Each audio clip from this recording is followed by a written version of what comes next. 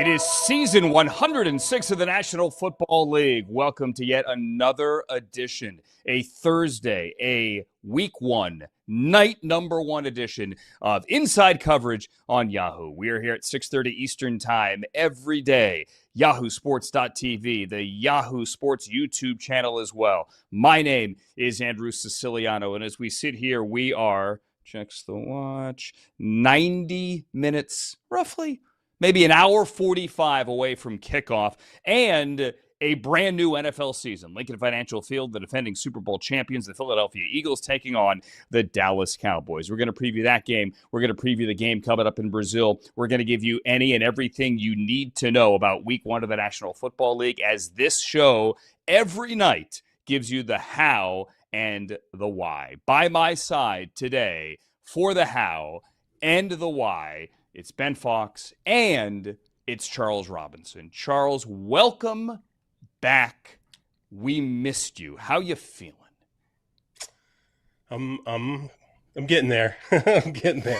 I got to be ready by Sunday. I'll feel good by Sunday. I'm going to see the doctor tomorrow.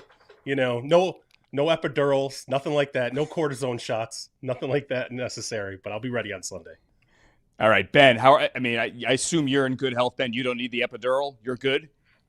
I'm good for the show. I got to say, I survived 11 days in Vegas, and C-Rob, I think, made it 11. So this cold was, one day. Rough for him. But yeah, I'll be okay. We'll get him off the injury report, questionable, to full participant by Sunday. Ben, I know it's your job. I know you got to go to Vegas. And look, I love Vegas. I live in Los Angeles. That's a 45-minute flight. I used to be the voice of the Las Vegas Gladiators. I would go every week. That was the Arena Football League like a gazillion years ago. But when I did have to go every week, I would sometimes look out the window as you're descending into McCarran and just go like, oh, God, again? How on earth did you do 11 days, man? So I should say, preface it, that I lived there for 3.5 years before moving to New Jersey. So a little bit of a veteran. It wasn't just coming in for 11 days. You got to know, you can't go hard day one. You got to pace yourself out. And really, it was two different events. The Yahoo event second weekend, different event the first weekend. So didn't want to fly all the way back to the East Coast and then fly back. So I said, why not spend a couple more days in 110 degrees in August in Vegas? Yeah, but it's a dry heat, of course. Ben now sits in New Jersey, and he'll give us his Vegas analysis from New Jersey. Let's put it that way. He could hop on the turnpike and drive down to Lincoln Financial Field. But as you joked earlier, that would be maybe a 5-hour drive from where you sit right now. Let's set the scene on night number one. First of all, we could have thunderstorms. Not kidding. AccuWeather says be ready for a lightning delay for the Eagles and the Cowboys to open up the new season. But let's keep our fingers crossed and that there isn't going to be bad weather. Let's show you this, because it is banner night. And remember, Nick Sirianni said he didn't know it was banner night. He was going to keep his team in the locker room because they're not allowed to say repeat or think repeat. Charles Robinson, it is a brand new season, but as we could see, the banner is already hanging from the rafters, and eventually Nick Sirianni will get his team out of the locker room. 35,000-foot view, your thoughts on this one tonight? Well, first and foremost, I hope that's not an omen, right? that there's already things going sideways with the banner unveiling. Look, I hate to get into referendums in week one. I feel like we always kind of get over our skis the first couple weeks of the season. But, I think for the Philadelphia Eagles, you have an opportunity right now to establish once again what you were down the stretch last season, which was nothing less than dominant, and establish yourself again as the favorite in the NFL. I think right now, when you look across the landscape of everyone looking in from outside, I see a lot of teams, a lot of AFC teams are in the Super Bowl picks in terms of the winners. Everybody's picking Baltimore. Everybody's picking Buffalo. And it feels like even if Philadelphia's in that game, people are already overlooking them as, a team that has the potential to repeat. But when you look at that offense and everything that they bring to the table, they're loaded. They're as loaded as anybody in the NFL. Defensively, obviously Howie Roseman restocks that with young talent every year.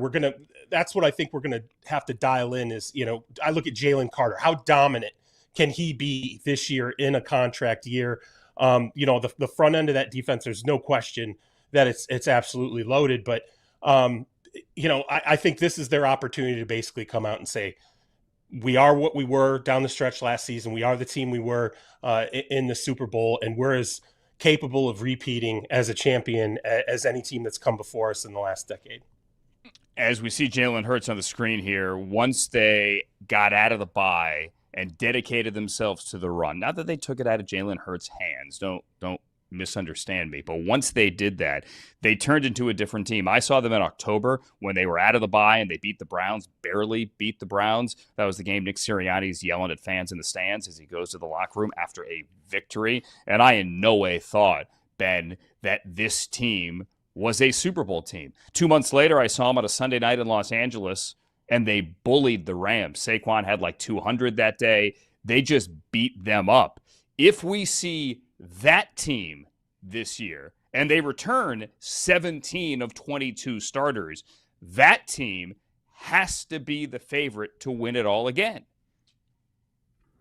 Yeah, look, and odds makers have them right there, right? Depending on the book, it's either the Bills and the Ravens as the favorite with the Eagles tied at plus 700, or the Bills and the Ravens, the favorite, Eagles slightly behind them. But the Eagles are projected to be favored in 15 games this season. They're obviously a big favorite tonight, look right around 8, some 7.5 though. So some late Cowboys action coming in, but they're going to be favored in a lot of games. The big question is the defense, right? You have this young defense, which played so well down the stretch last year, and you did lose some pieces up front. So there will be some turnover there. How well do they mesh together? It's the first game. The Cowboys do have a good offense, we believe. The defense has a couple of question marks, including that they just traded away their best player. So that's the side of the ball we're more concerned about, certainly for the Cowboys. For the Eagles, you figure they're going to score points. You figure the defense will still be very solid. Maybe there'll be some growing pains. And I think that's the big question for bettors tonight is just, hey, can the Cowboys cover this spread? I don't see a lot of people thinking the Cowboys can win this game, but I think the spread is really where the action is and where people are looking to see on one side or the other. But this is going to be another good Eagles team. I do think they're being overlooked a bit. Just the Packers made the big move, the trade for Micah Parsons. I had said when we were in Vegas to see Rob, I thought the Lions were being overlooked a bit in the NFC as well. But I agree. You have all those great quarterbacks in the AFC. Seems like that's where a lot of the talk is. And it's kind of the Super Bowl winner is going to be coming from the AFC. It's just who gets through that gauntlet. The Eagles are going to be right there. They're going to be in the playoffs where they win the division or make a wild card. And the road to the Super Bowl probably is going through Philadelphia again. They have a young team, too, and that's what stands out to me, Charles. The average age is 26 years old. It is the third youngest in the National Football League. Yeah. And just for comparison's sake here, the youngest Week 1 roster by a defending Super Bowl champion since 91 was the 23 Chiefs, believe it or not. This is a team that is set up with its youth. You mentioned Jalen Carter to win again. And they're also, you want to compare it to the Cowboys here, the first defending Super Bowl champion since one of the early 90s Cowboys team that has not only the rushing champion coming back here as well, but the number one total defense. So you run the ball, you play good defense. That is a formula for success. But they're going to have to change the way they play. We spoke to Lane Johnson last week, and he knows that if they just come out and try to run the ball 1,000 times, teams have an off season to get ready for that. There is no way that Saquon can run for 2,000 yards again. Matter of fact, no one has ever run for 2,000 yards and repeated, Charles, the next year as rushing champion. Yeah, I mean, it's hard to expect that Saquon can have that kind of a, carry that kind of load again, particularly coming off of doing it last year. But look, again, when you look at how the team's set up, when you look at the offense, I mean, that's the veteran leadership, right? That's the unit where you sit there and you go up and down the lineup and you say, if we're looking for weaknesses here, don't go looking on offense. Like it should be able to be as dominant as it has been previously. I think, look, we spent a lot of the time in the offseason talking about Jalen Hurts too, right? Like, is Hurts a top 10 quarterback? Is he a top 12 quarterback? Is he a top 5 quarterback?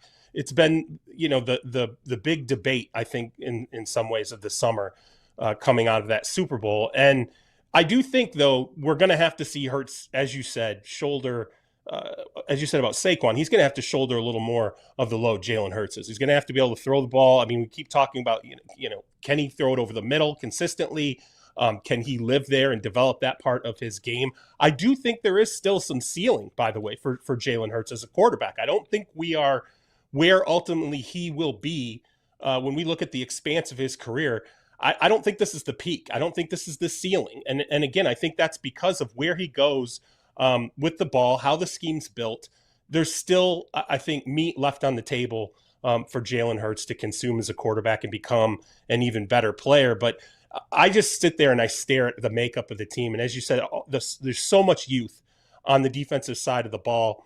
And there's so much veteran leadership on the offensive side of the ball. And that's why I mentioned Jalen Carter. Like, to me, I'm looking at that defense in particular. I'm saying, who is going to step into some of the void that is left by some of the offseason departures? And to me, he's the guy. He's that potentially dominant defensive player of the year type candidate that I think can step into that leadership role, be the absolute center of the universe for that defense and be transformative. But I don't know. I think it's very balanced. I like the youth on the defensive side of the ball. And I look at the offense and I have unless there's a spate of injuries, I don't see that offense being one that, isn't capable of averaging in the 30s every single time out.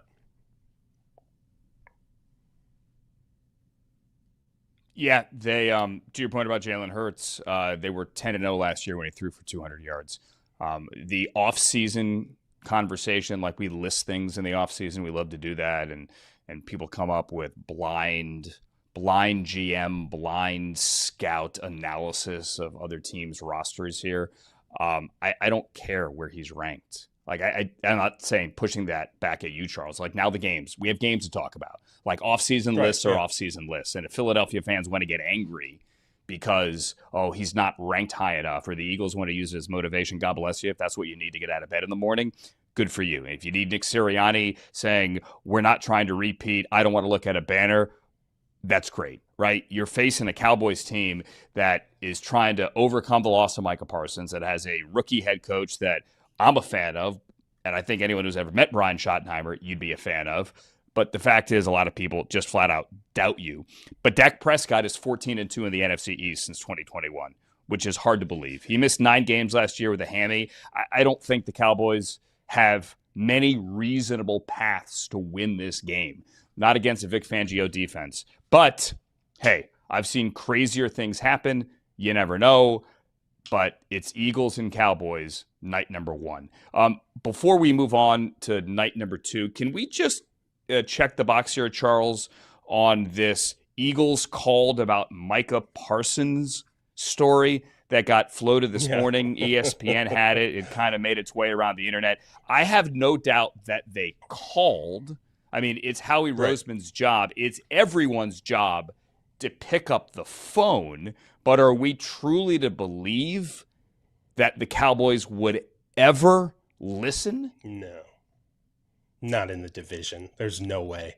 I mean, it was like here's the thing, and we know this. Andrew, you know, he's talked to Howie Roseman. I mean, I feel like he calls on anyone of note. Like, if there is a player that is potentially tradable in the league, especially any elite player, Howie's not going to sit there and stare at that phone.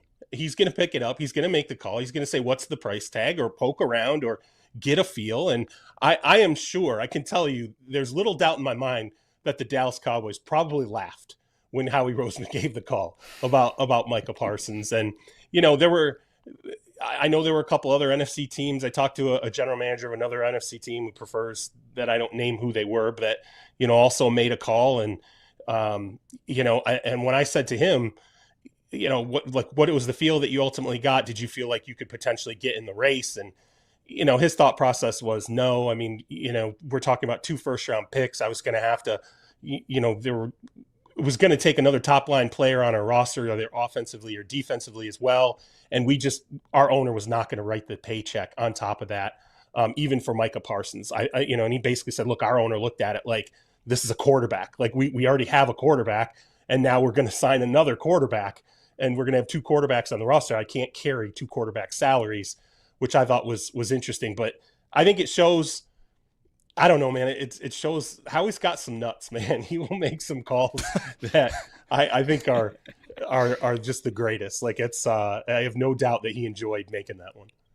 Yeah, he probably called about Kevin Durant. He probably called about Juan Soto. If there's somebody out there that's available, Howie's probably you don't ask, you don't get. Yeah. Yeah, if you don't ask, you never know how many young arms you have to give up for Juan Soto. Let's get to the game in Brazil coming up tomorrow. Chiefs and the Chargers, second consecutive year. We've got a Friday night game, week 1 in Brazil. It's kind of a defensive struggle if you look at this on paper with two world-class quarterbacks, Patrick Mahomes and Justin Herbert. Before we get to that, though, can we play you the Travis Kelce impression of Mahomes today in Sao Paulo? Oh man, it was crazy. It was a lot of fun seeing all the fans there. And he had that one coming for telling everybody I didn't know where Brazil was on the map. It's an exciting time. You get to hang out around the guys and the team, and this is something that we'll all remember. So you're just kind of in the moment and excited to play some football tomorrow, but just enjoying the process of experiencing new things with the guys. All right. I think we all have a good laugh there. That's probably one of the better ones I've heard.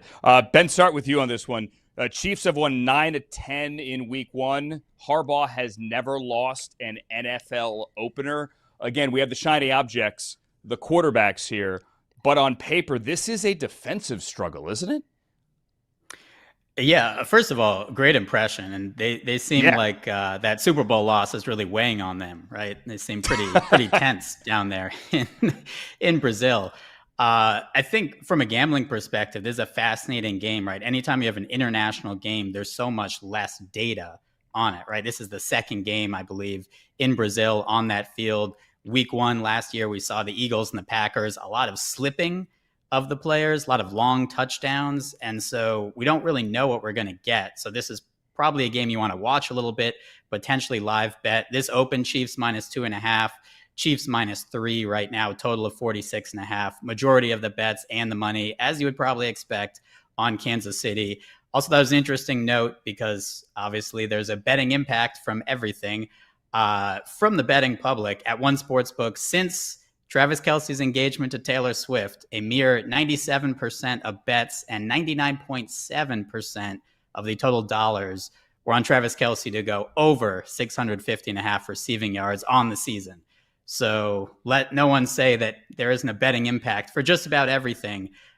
Whether or not he plays better or worse because he's engaged to Taylor Swift, that's not for me to comment on, but thought that was an interesting note at one sportsbook that bettors were backing Kelce because of that. For what it's worth, one of our writers at Yahoo Sports likes Kelce's under, and I would probably tend to agree with him because really the Chiefs, they want to get him to the postseason, get him healthy, and kind of keep the car in the garage a bit, I think, at age, was he 35, 36?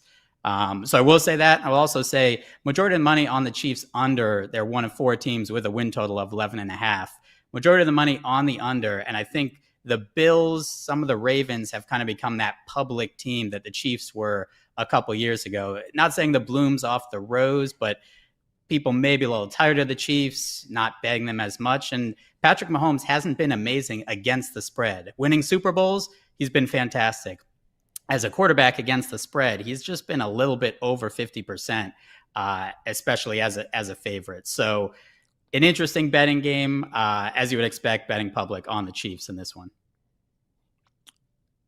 Charles, I don't know where you go. Your Taylor Swift thoughts. You weren't here last week. Hey, go anywhere, but yeah, I'm good. I'm going to avoid I'll leave the Taylor Swift commentary up to you guys. I can tell you it won't affect the route tree, and that is what is going to be important for the Kansas City Chiefs. I actually had a chance to talk to somebody there earlier this week, and right now with Rashee Rice suspended, I think they're definitely approaching it as an opportunity with the rest of the wide receivers on that depth chart. You have Hollywood Brown, you have Xavier Worthy, you have, Juju Smith-Schuster. I think they feel like they can get something out of Tyquan Thornton. Jalen Royals is out right now, but I think right now they're staring at the wideouts and they're saying, who can we get to step up into this void over the next, 6 weeks, and ultimately know that these players will now slot as very well-versed second and third options once Rashee Rice walks back into the number one wide receiver role. This person I spoke to in the organization said, look, Xavier Worthy, you're going to see the route tree is going to expand for him, because so much last season was just predicated on speed. Let's just get him into a situation where he can turn it on, run by guys, or get him in space, run by guys. But I think they feel like he is positioned to take a really good step forward. And I also think they're like, let's see what Hollywood Brown actually looks like if we can keep him healthy and, consistently on the field. And I'll say this, they feel like Patrick Mahomes is about as sharp right now, both, physically, mentally. I don't know if there was a physical problem with him in the past, but I don't know if he showed up in better shape or what exactly it was. But they feel like he is carrying himself in a way where they're like, hey, this is like peak. This is peak Patrick Mahomes. This is the guy who threw 40, 50 touchdowns. We feel like we're back in that situation now with him again. We just have to make sure the surrounding weapons show up to play the way we feel like ultimately they can. And then once we get Rashee Rice back in the fold, it's just a force multiplier for us.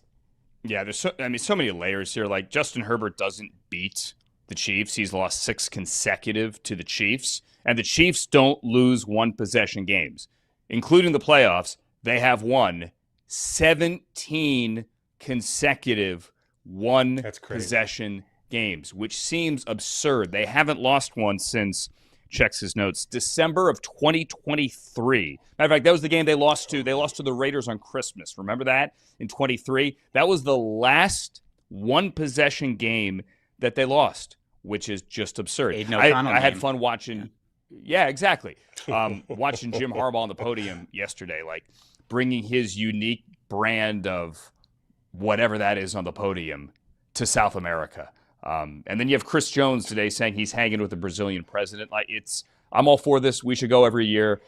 Let's all 3 of us go next year as well. Coming up next, what happens on Sunday night in Buffalo? The reigning MVP of the National Football League, Josh Allen, joins the show. Ben Fawkes, Charles Robinson. I'm Andrew Siciliano. Inside Coverage. Don't go anywhere.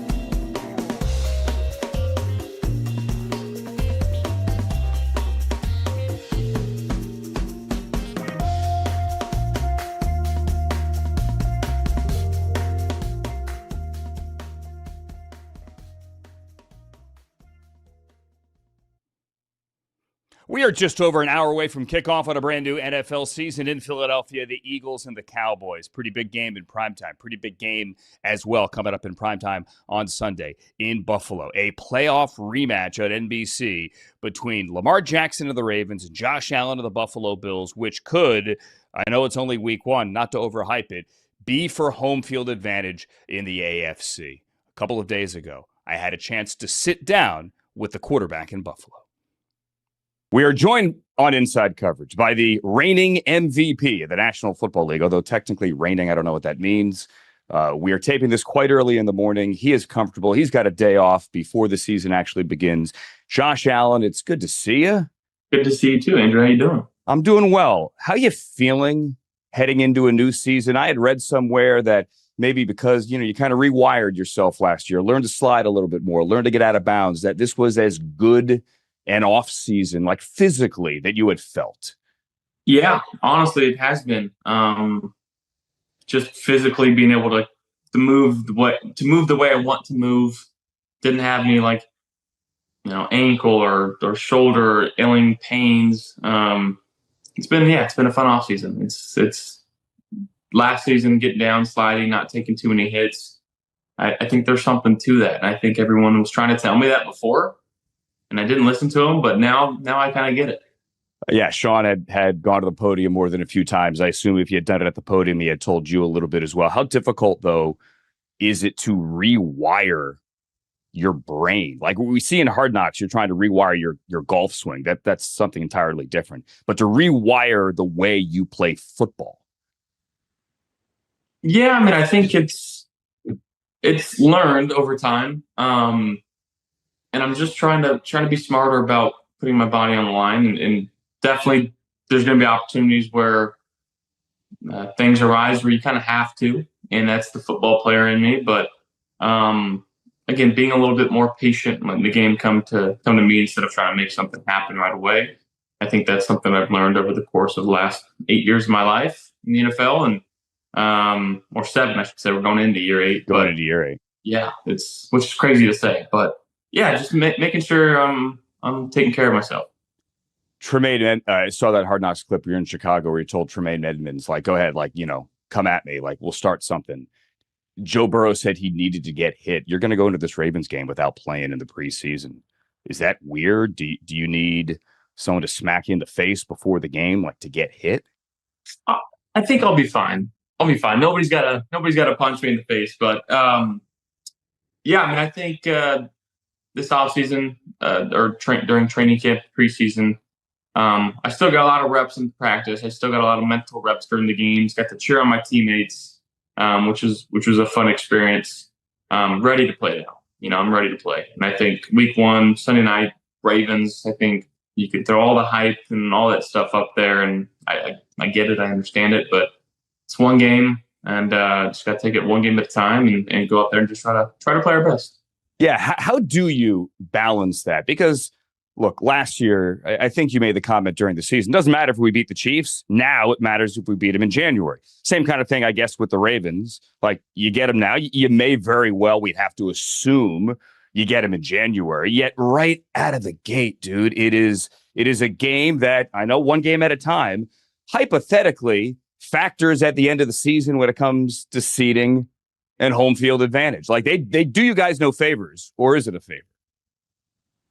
Listen, we're given the schedule just like everyone else to go out there and play it, right? And we can't. The only thing I can feel about it is it's a chance to go out there and play football and try to put our best foot forward. And we've had a good training camp. We've had a good preseason. Guys are working extremely hard. We know that they're a fantastic team. On defense, they've got some unbelievable players. On offense, they've got one of the best players, if not the best player in the league, and Lamar Jackson. He's truly changed how people play the game of football. And I think that's really cool. And he's a special player, a special talent, special person. And, I got a lot of respect for the Baltimore Ravens organization. Last season in your 20s, can I read? Sorry to hit you with that. Yeah. What the heck? Can I read a quote from Dalton Kincaid? He says, "I think he's definitely developed more of an aura and this is the first time I have ever used that as an adjective. What's your aura now, dude? Heading into your final season in your 20s. Maybe it's the stash. I don't know. Yeah, I saw it. Like, you gonna keep that? I don't know. It's not like the craziest stash you've ever seen, but it's not nothing. No, I think it's okay. I think it's good. How's it like when you're walking around town? I don't know if you could like hang at Wegmans these days with your celebrity, but like, do people come up and say they like it? I've got a few nice stashes. Nice stash. Okay. So maybe that's the aura he's talking about. Maybe that's the aura. Do you think it goes well with the cold front uniform, the all white week 5 after Labor Day? I think so. I thought we're not supposed to wear white after Labor Day. That's what I thought too. But they're badass. You like them, they don't are. you? Yeah, they're very, very, very cool. Our team did a great job. I got to see some sneak peeks along the way, and they made the right decision. What was your first reaction when you saw them? Well, they threw me into an icebox blindfolded. I kid you not. Come on. Our social media team, they're Kevin and James, they're some wackos, but threw me into an icebox, blindfolded me, and I thought they were playing a prank on me. So I'm like lifting up the blindfold. I think something's about to attack me. And I saw them and I was like, all right, where else is it? And my first reaction was like, holy cow, these are sweet. They're obviously like the all white look, the cold front name. It makes sense, and I think whoever we play, I think we're playing the Jets in those. It's Patriots, week 5. Patriots. Yeah. Playing the Patriots in those, and it would be sick if it was snowing because I don't know if you'd be able to see us on the football field. But it's week 5. Like, I know Buffalo gets a lot of snow, but it's not going to snow week 5, October 5th. Don't put that evil on us. What's that? Don't put that evil on us. How dare you just throw that out there like that? Listen, I went to school at Syracuse. It would snow mid-October practically every year. I don't want to wish that on you, though, but it would be cool with the uniforms. It would be. It would be cool. Hey, you said you didn't know what to expect when you went into the freezer.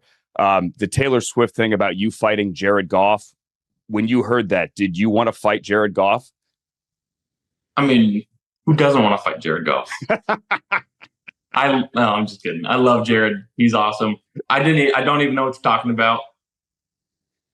Taylor said she was on the podcast with Jason and Trav and said that when she first heard about football, or when she first kind of dove into football, she had no idea what it meant.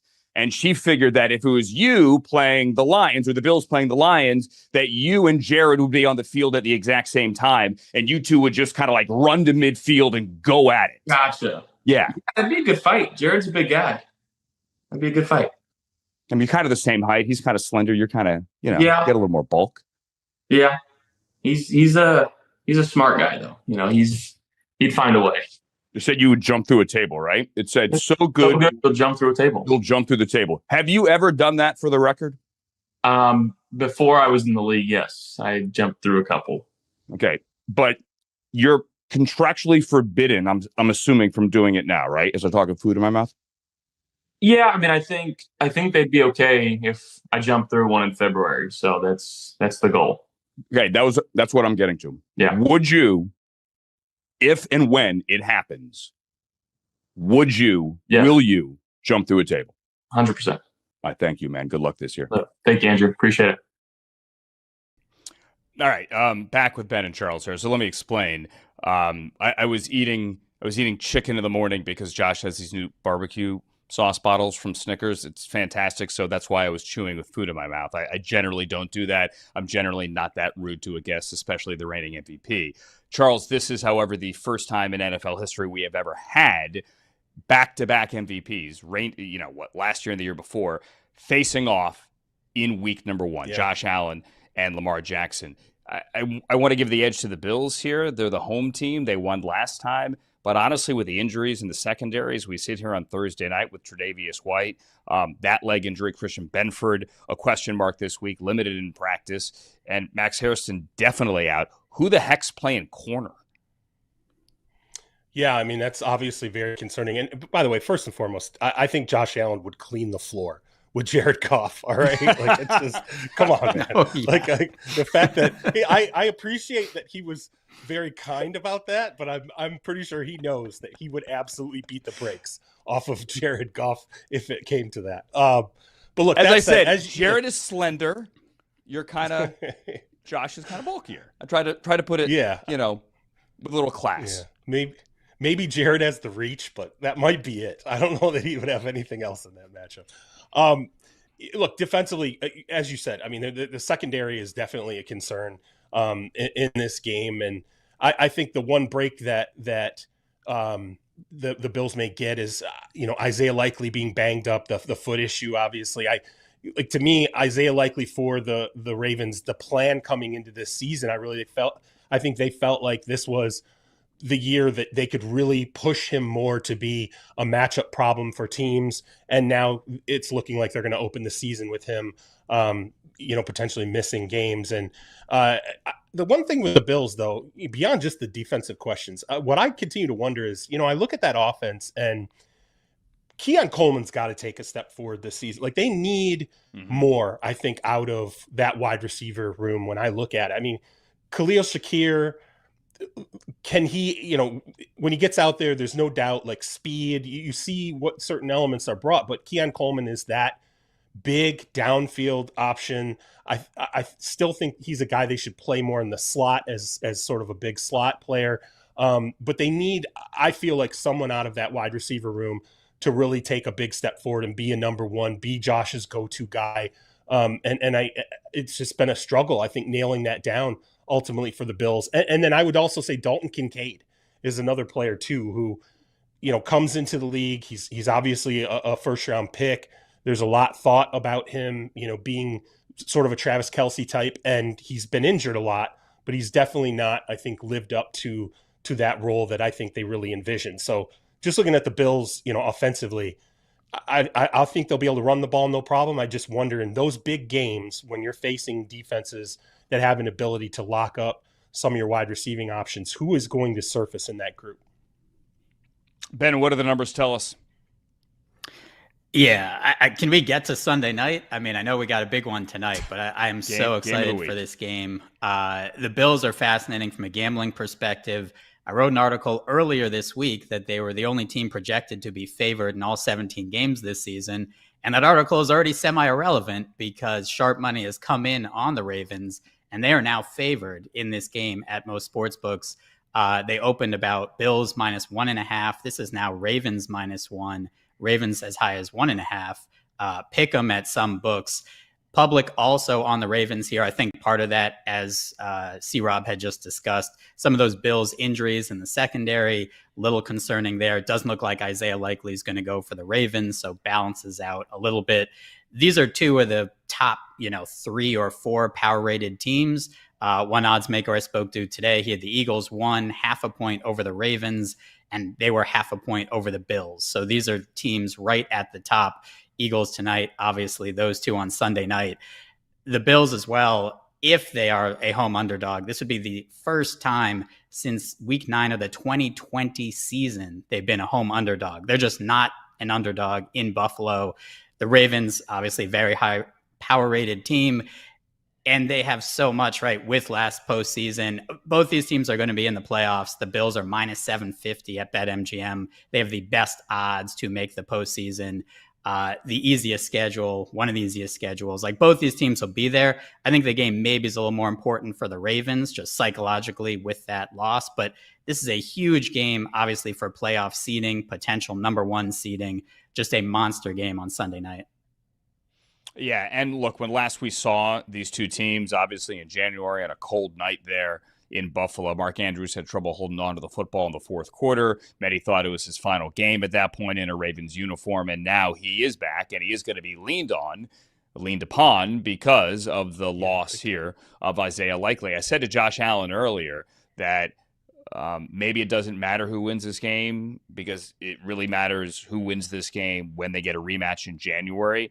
Yep. I mean what I said, but this game does matter because where January's game will be played may very well be determined this evening. if we think these are at least two of the top three, and the Bills do play the Chiefs later this year as well, two of the top three in the AFC, then yeah, home field advantage could be kind of sort of up in the air week number 1 on Sunday night. There's a reason this game is in prime time.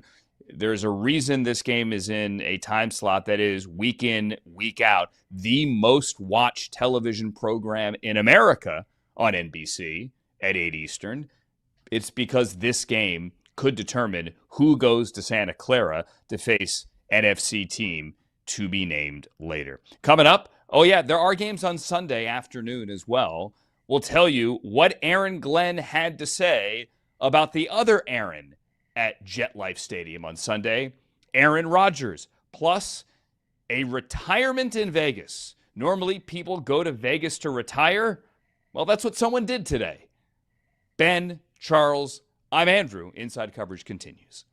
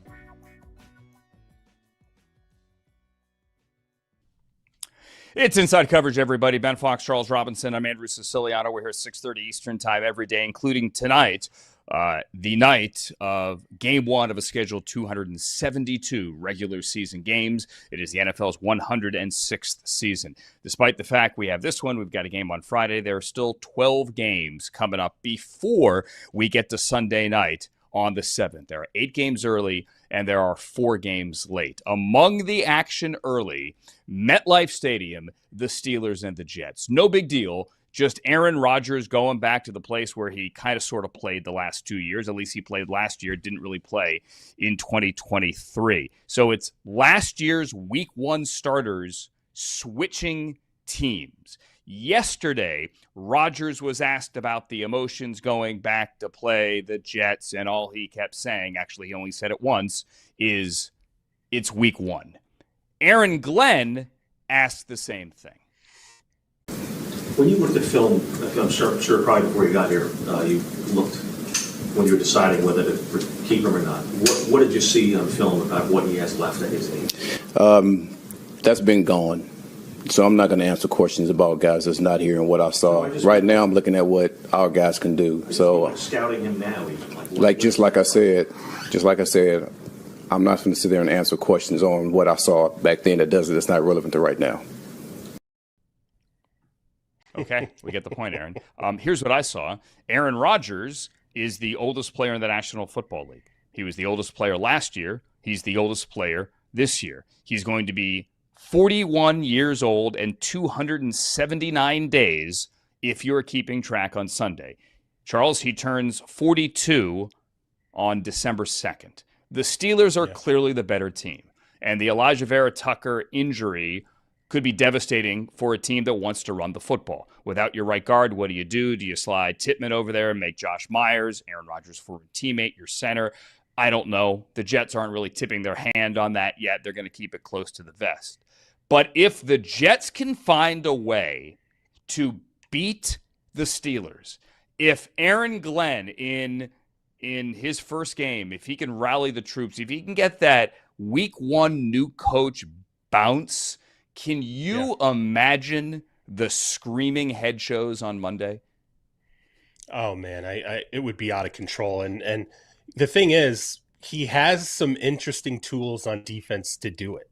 You know, you look at Quinnen Williams, right? I mean, what bothers quarterbacks more than anything? It's middle pressure. And Quinnen Williams is a player that can create middle pressure and absolutely wreak havoc. Will McDonald, for someone, I think there's still the Jets, when you talk to them internally, they're still looking for consistency from Will McDonald. But, again, this is an edge guy that can get to the quarterback, has that skill set, particularly if it's a quarterback that is not as mobile as maybe others. And Aaron Rodgers is at that point in his career, as you said, with the age, where he is not quite as mobile. And I got to be honest with you, like, I look at the Steelers and I stare at Aaron Rodgers and I go, you're downgrading in weapons. Realistically, you are. He went from, Devontae Adams and, a wide receiver and Garrett Wilson. Now all of a sudden he's got DK Metcalf. That's great. But Calvin Austin, Roman Wilson's unproven at this point. I think they would love for Roman Wilson to really, blossom, but they've been very frustrated with how everything has unfolded with him in terms of, injury and getting him on the field. And so I stare at Aaron Rodgers. I'm like, they better be able to run the ball if you're the Pittsburgh Steelers, because I have no doubt that the one thing that Aaron Glenn is going to want to do is get after Rodgers with the most extreme packages ultimately that they can come up with. So, I'm hyped about this game. I can't wait to see what these two quarterbacks look like switching places. And real quick, really kind of interesting thing. I was talking to somebody of the Jets in the offseason, and they told me with the Fields coming to the Jets, a lot of people kind of painted it like it was kind of a slam dunk thing the way it unfolded. It wasn't. I talked to someone inside the Jets. They told me, hey, like a day from him signing with us, we still were not sure he was going to sign with us. We still thought there was a chance he could return to the Pittsburgh Steelers. So, I think even how Fields plays in this game ultimately is going to mean so much to him in terms of that decision, which clearly came more down to the wire than people expect. Ben, what do you say here? Yeah, C-Rob took one of my points, was that the wide receiver core for the Steelers behind DK Metcalf. But I think the Steelers are a fascinating team. Talking to odds makers and bettors this summer, everyone had an opinion on the Steelers, and a lot of people that I respect like the over. Their win totals at 8.5, and a lot of people like the under as well. And I think it's based solely really on what you see with Rodgers, right? You have a win total of 8.5. You have Mike Tomlin, who always wins at least 9 games, or it doesn't go under 500. And so you figure, okay, easy over. The schedule is another thing too. They're only favored in 6 games, and this is a game they really need. So early in the season, they have a much easier schedule. I think they're underdogs in, I want to say, 6 of their last 9 or 7 of their last 9 games. They're road favorite here against the Jets, 3-point favorite, although we are seeing some 2.5s in the market. So some Jets money coming in there, but the vast majority of bets and the money so far has been on the Steelers. I think the public obviously infatuated Aaron Rodgers, Mike Tomlin, seeing they will get this done. I don't know if C-Rob has anything as well on Cam Hayward. That's kind of another under the radar situation that hasn't been resolved necessarily. He's obviously an older player, really important to that defense as well. Yeah, Charles, he's playing, right? But he's not getting paid between now and Sunday, is he? Right. Yeah. They've got 3 days to do it. And, I don't think he's going to play. I don't think it's going to get done between now. And so it doesn't mean it won't get done. But the window at this point where they've been, it hasn't felt like there's been progress, up until this stage. And, when you're the team and he's going to be on the field, I think it takes a little bit of the fire drill out of it at that point. One other thing I'll bring up too, and I forgot to mention this. This was another interesting thing that got brought up to me in the offseason. There was some concern inside the Jets organization how Sauce Gardner was officiated last year. And I think there is continuing to be some concern about whether or not officials are going to start flagging him consistently for hand usage. And I think they thought, down the stretch, his effectiveness was definitely impacted by, again, the way that officials were coming at him. They were definitely dialed in on him, his hands, how he was using them, times he was grabbing. I don't know if that's going to be an emphasis with him as a player, but I can tell you that concern was very, very real. And someone in the organization even said to me, like, here's something to watch next year. Like, we hope he's not officiated like this, where every ticking tack, part of hand usage gets called on him. Interesting to see as well if and how Aaron Glenn moves Sauce Gardner around. The Steelers obviously rolling out DK Metcalf for the first time. First time we'll see Rodgers and Metcalf on a field together other than in training camp or other than working out with a photographer at UCLA. The Steelers won't have Derek Harmon, their first-round pick, but they will have, Mike Tomlin says, Cam Hayward. They added Jack Sawyer. They added Darius Slay. They added Jalen Ramsey. And they traded away Minkah Fitzpatrick. And all those pieces coming into a defense here that was really good to start the season.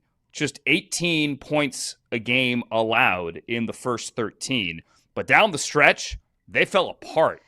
They allowed 27 points a game in their final 5 games of the season. So we'll see how the defense holds up week number 1 on the road against the Jets. Let's get to some other games. Also, look, this game could be in primetime. It isn't. It's Lions and Packers. A great battle in the NFC North. It is ho-hum, just a middle-of-the-afternoon game for you. Lions have won 3 straight NFC North titles. They have never won 4 straight at Lambeau, but they've won 3 consecutive as we sit here today. They beat them twice last year. The Lions beat the Packers twice, but both were 1-possession games, even in that one game where the Packers pretty much shut the Lions down. Held them to 137 passing yards, held them under 300 yards of total offense, but the Lions at the end still found a way to win. Charles, my key for this, and I don't just mean today, I mean for the entire season. Forget about the coordinator thing for a second. If the Lions can stay healthy on defense, they are going to be a better team. When they ended the season, when the Commanders knocked them out, they had 12 defensive players on injured reserve. We focus on Aiden Hutchinson. It was the entire defense that was broken by the time their season was finally broken. Yeah, I mean, there was every single level was affected, right? I mean, the defensive line was affected. I mean, even when they went out and got Zadarius Smith, the impact was not quite, I think, what they had hoped after the trade deadline. But, and whether it was the defensive line, the linebackers, the secondary, every single layer out there was affected. Cliff Branch wasn't 100% healthy, I think, even in games that he was playing. And you mentioned Aiden Hutchinson and the focus. I mean, it's hard to forget that Aiden Hutchinson might have been the leading candidate for Defensive Player of the Year at the point he went out and suffered the broken leg. I mean, that's how well ultimately he was playing, and it's hard for me to also want not the stats focus actually. on it. Yeah, Charles, let me give you the stats. When he got hurt, he led the NFL. He led the NFL. Hutchinson did with 7.5 sacks and 17 quarterback hits. That was through week 6, despite having a week 5 bye and not finishing the game in Dallas week 6. And he still led the league in everything.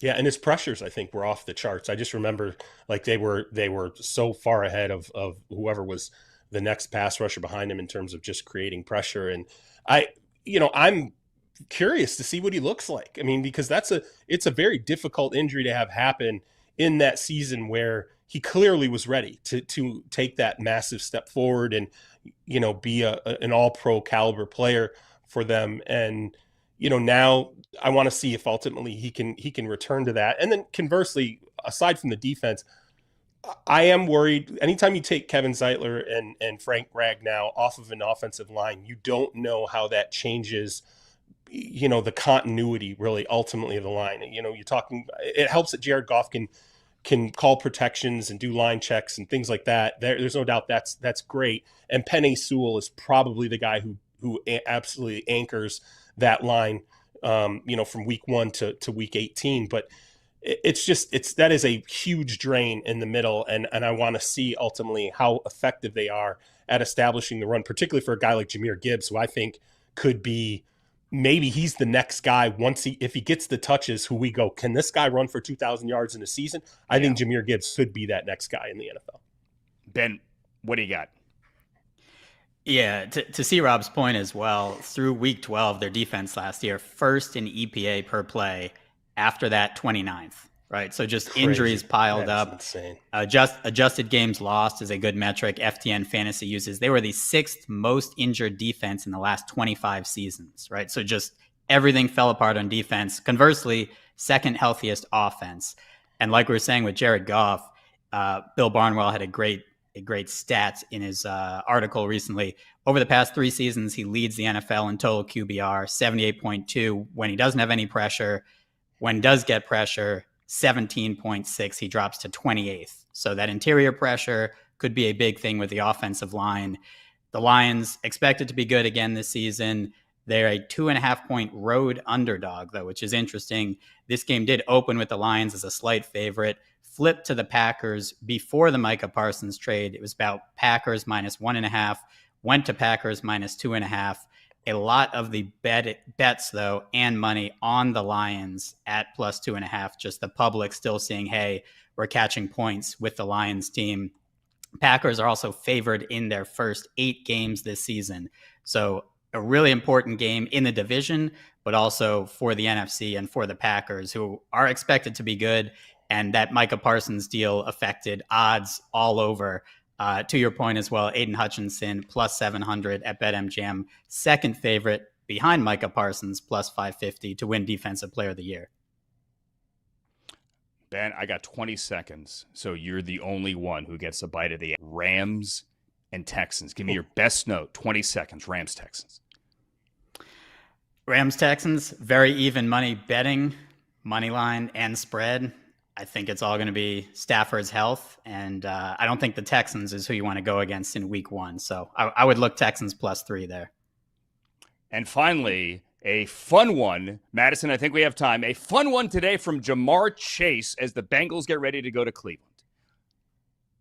Cleveland got good field. I like their grass field. I don't have no problem with their fans or nothing. I always wanted to jump into the dog pound. I've never did that, but I always wanted to. So, I mean, Cleveland not bad. Is that on the table? No, I wouldn't do it. I heard they stab people in there. I'm messing with y'all, man. I love Jamar Chase. Don't ever change, and don't jump in there, man. No one's going to stab you, but I don't think it's going to be a warm welcome. Actually, it might be warm beer on top of your helmet. It's week 1, friends. We finally made it. For Charles, for Ben, my name is Andrew. Enjoy week 1, night 1. Go set your fantasy lineup right now. We will see you on Monday. So long, everybody.